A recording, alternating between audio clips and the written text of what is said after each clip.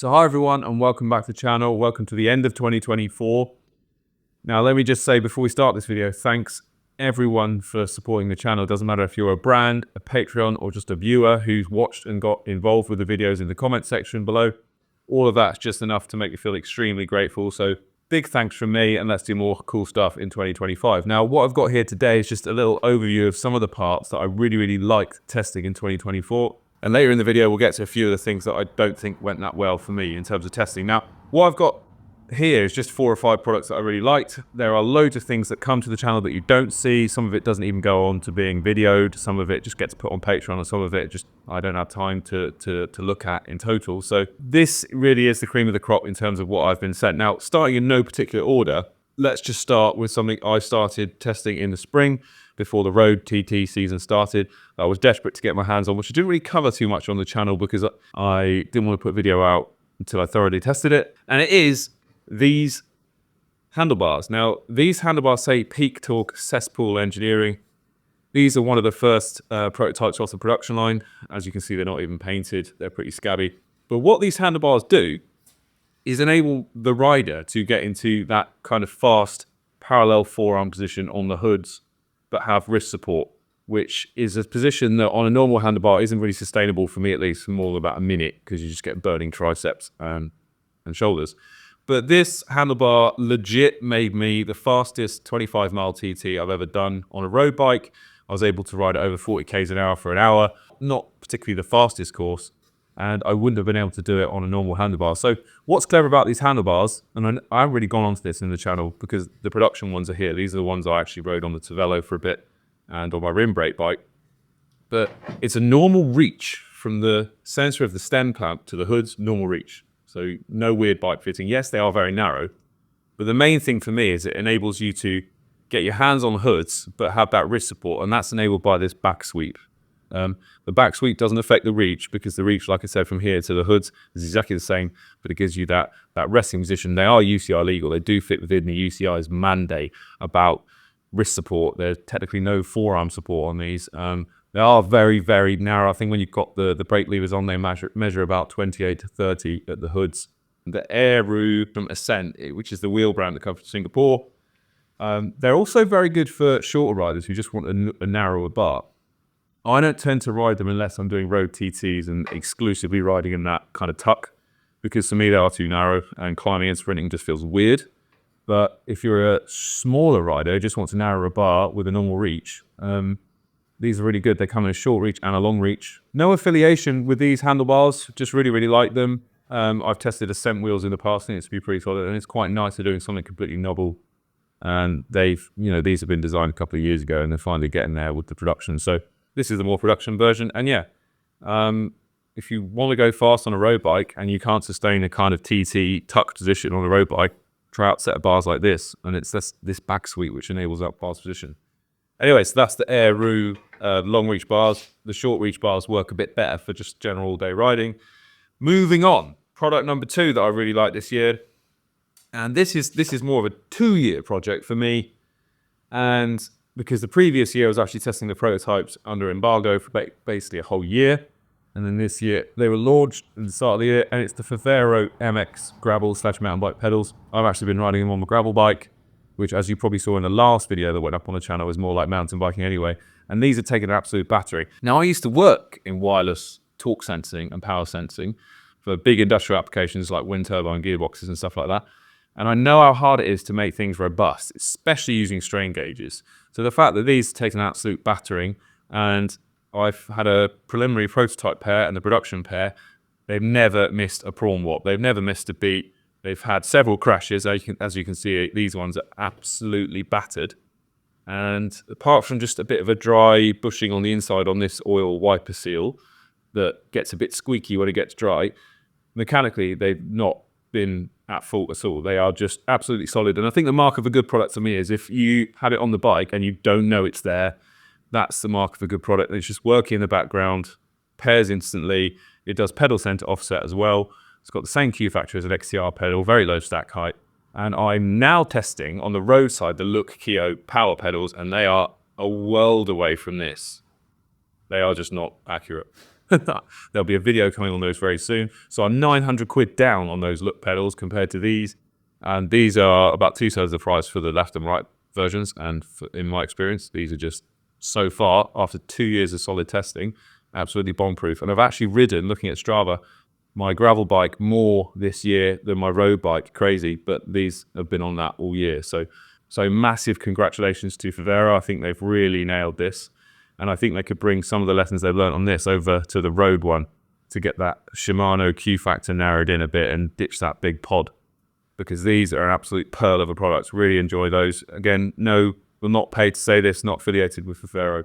Just really like those. I think they've been really reliable. Now, a bit of a different one coming at number 3. This is not in order, but number 3 in terms of the list are these bike packing bags. These are custom made by a young guy in Holland. He's actually a Chinese dude. I think he's at one of the technical universities, either Delft or Eindhoven, I can't remember. But he's made this custom bike packing bag, double-decker bike packing bag with bottle cutouts to fit my bikes. They fit 2 750ml bottles and double-decker waterproof compartments. And they are just super, super nice. As you can see, they're really clean at the moment, so I've not actually used them apart from dry rides. I dare take them out in the wet. But they're full of stuff, chargers and stuff. And it's not often I ride for more than 30 kilometers. But if I am doing some sort of epic or overnight, or I'm, B&Bing somewhere, this is the go-to. So I've got a frame bag and a top tube bag, and his website configurator, all built in-house. He's a very, very clever young kid. I wish I was clever when I was his age. Coding for the website, configurator, so you can configure all the kind of panels, the size of the frame bags. You upload your geometry of your bike, and it creates a template for him to work on. He does all the seaming by hand, the sewing by hand, and all the CAD. It's pretty impressive what this guy does. So I'll give a shout out to him in the description. And I wish I had an idea of how to commercially scale it up for him rather than just doing it all manually, because they are really, really nice. Now, coming in at number 4, I'm actually quite impressed by these Cybre cranks. I was riding these on the Tavello for a bit, and later on, before I put the Shimano cranks on the windspace, I had these on the windspace for a while, and they are basically trying to convert me away from Shimano bottom bracket axles, 24mm steel. I'm very dubious about dub standards, and I've never really liked soft aluminium axle. Anyway, these are kind of changing my outlook on that. And these are a great product, but it's more so that I think Shimano cranksets have been left behind in terms of the weight and the reliability. We've seen the whole recall scandal, and I've had a couple of cranksets been replaced under recall from Shimano, but I think these are an example of how far behind Shimano are in cranksets now. Considering that all the recall Shimano cranksets in the latest series, so the latest Ultegra, the latest Dura Ace, is much, much heavier than the old ones, and I think they had to do that to decrease the warranty issues of the the delaminating and the bond issues. These are just so much lighter. Considering I've been riding them for 6 months now, I think they're pretty reliable. Obviously, that's not a great durability window of 6 months on and off, and not many wet rides. But even the chain rings, which are basically a copy of Shimano chain rings, they are quite good at shifting. They're quite accurate in terms of the shifting. The only thing I would say is these kind of hybrid carbon aluminium ones are quite loud. It's quite noisy, and I think that might be something to do with it. The acoustics is quite echoey. But so far, so good. I think they're ridiculously light. They're clearly pretty strong because of that thickness there. That second movement of area in that plane should be very, very stiff. But as with all these things, it's the bonds to the aluminium to the carbon which is the worry for me. Having said that, we've seen aluminium crank inserts in carbon cranks for ages, and they rarely go wrong. But yeah, pretty impressed with these so far. These are a 170, and they are the standard Shimano pitch. I still prefer BSA or PF86 bottom bracket, so prefer a 24mm steel version, although a little birdie tells me they're making a 24mm titanium axle version of these, which will be my go-to if they do make that. So Panopodium, if you're watching, hit me up with a set of those, because I'm pretty impressed with those. Again, a hangover from the year before, but it's something that's worked pretty faultlessly after all the teething problems of the initial testing that I was doing with it, and that is wheeling in the gravel rig. That is the classified hub. And considering, like I said, I've ridden this bike more kilometers than my road bike this year, and done more events on this, this classified hub has been absolutely bomb-proof. I had a few teething issues with the button, the sender unit. I think the reliability of that wasn't great. I actually broke one of the buttons and one of the cables broke on another one. Once that was replaced, this has been, mechanically at least, absolutely bomb-proof. And this bike doesn't get, I mean, it's clean at the moment, but it doesn't get clean that much. It gets ridden like a mountain bike, as we've seen in the last video. I'll leave a link in the description to the abuse this bike gets. And yeah, mechanically, it's absolutely bomb-proof. Now, the irony is, with all that gubbins going on in the rear wheel, I've been through 2 sets of front wheel bearings in the front hub. Now, Classified supplied that front wheel as well with the back wheel, and there's nothing fancy in the front wheel. It's just a hub with 2 bearings. Those bearings haven't lasted very well, and I've gone through 2 sets of those in the time where I've done absolutely no servicing to this rear hub. And considering the whole complexity of that rear hub mechanically, it's still running smooth as butter and the bearings are smooth as butter. It goes to show that that's quite a masterpiece. And I think the front hub of the Classified is letting the side down. Now, this is one thing that you could say I'm affiliated with. Another success to me is the quality of this frame. The Windspace SLC3. I was absolutely blown away by the quality of this and how easy it was to build up. The fact that it's got an FSA ACR proven headset system. You can route full mechanical in it. It's got a round seat post with a really good collar. Just a refreshing, simple bike. And I was kind of blown away by the quality. I just wish I had a bit more stack at the front end. But this has been my go-to winter whip now for a couple of months, 3 months, and hasn't missed a beat. So a big win from Windspace for me, a really solid little bike. And if you fit the geometry, and I think if you're a smaller rider, there's better geometry. If you fit the geometry, I think that's a really good buy. One of the losers, I think, for the channel, and I hate to be negative, is the Tevelo frame.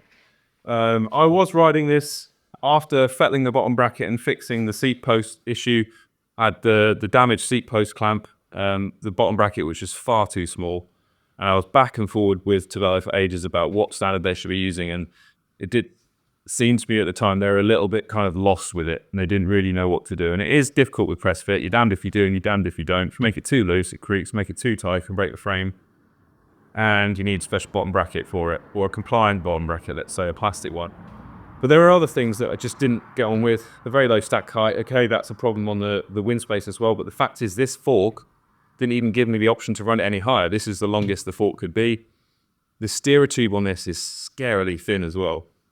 But like I said, when I had it built up and I was riding it, and I had the Aero kind of, I try to call them a pursuit bar, but the TT bar, this was an incredibly fast bike, and I probably will keep this to ride it starting next spring in the Road TT season again, because I was riding Road TTs and I even got my PB on the 25-mile TT, like I said, at 40 k's an hour, 25 miles an hour, with this handlebar on a rim brake TCR from 2016 or 2015. So what could this bike be? A couple of watts faster? Probably. So if you want to buy it, make me an offer. If not, I'll be building this back up with those handlebars for the Road TT season. What more can I say? On the topic of bike computers, I've been using pretty much exclusively iGPS computers all year. They are cheap, they are simple, and if you just want basic stats and pairings to a few sensors, they are the best value for money. And the fact is that when I did the Fred Whitten, it was 7 hours of riding, I think the battery only went down by about 3% with multiple sensors connected. So they are cheap, reliable, and they just work. The price of bike computers nowadays is getting absolutely ridiculous. When you look at the new Wahoo and the new Garmin's, you're getting into like over iPhone money, and that's just not acceptable. I can't see how any of the bike computers are any better than routing than a mobile phone. And I've had it before. I've been with people that are using really high-end Garmin's, 1030 or 1040 or whatever it is now. In a pinch, you just need to get your phone out to check where you are, to check the nav. And for me, the bike computer is there as a backup device, just to log the KMs and log the power, not something to enhance cycling. I think if you're using it to enhance cycling, then something's missing from your riding. But That's just personal opinion. I think cheaper the better and more reliable the better for bike computers, which is why I really like iGPS. So that's that. And then there's a few other things I've used this year, which, like I said, just work in the background, and that's a sign of a good product for me. I've mentioned the Ascent bars, but the wheels from Ascent as well. I use the P42 Ascent wheels in the Fred Whitten, and I'm now, since summer, testing their slightly deeper 56 ones. And again, these have actually got their own proprietary hub. No affiliation with Ascent, don't take any commission or anything, but proprietary hub, which was the first of them, because normally they build with DT hubs. And these wheels have been on my winter bike now, and all pretty much wet riding, and they haven't missed a beat. So I'm pretty impressed with them. Again, they just work. They're not like standout special, they're not particularly light. I wouldn't say they're particularly like stiff, but it's just a product that works. Quite an honest product, decent spokes, Sapphire CX-Ray spokes, steel, which is my preference, and the hub seemed to laugh really well as well. The gravel bike, when I first got this, as you know, I sanded it for the geometry and the crazy amounts of toe overlap. It does fit 50mm tyres, so it should work with 50mm tyres, but it has the geometry of a cyclocross bike. Anyway, I've got to learn to love this because of its like quick, nimble handling. It feels like a race bike on gravel. However, there is a slight issue with this. As you can see, I ride it pretty hard, and I've got some paint cracking around this seat stay junction. The paint right at the corner here is starting to crack and come away, and I can actually see bare carbon. Now, is that just a paint crack, or is this an issue in the works? I don't know. Hopefully it's just paint from a high stress area. It is obviously a high stress area right in that corner. And this just goes to show how drop seat stays mechanically are not as good as a unified cluster right here. But that's by the by. Will this last? I'm going to keep riding it hard, try and get it to fail. But yeah, those paint cracks are kind of worrying. I do love that bike because it's got a very special paint job to me. It's based on the, as you can remember, it's based on the Rothmans Escort, that paint job. So it is a special bike to me. And yeah, hopefully it doesn't die because I really like it now. Anyway, that's it. Quick wrap up from my channel. Hope you had a great Christmas and a happy new year. And thanks for all the support, like I said at the start. Just keep commenting, keep watching the videos. Liking and subscribing is a bonus. And thanks for all the Patreons. Thanks for all the brands. And yeah, the trip to Spain to see Colnago was great. Like to get a bit more recognition from bigger brands to kind of ask more probing questions and stuff. So yeah, see you next year. Bye.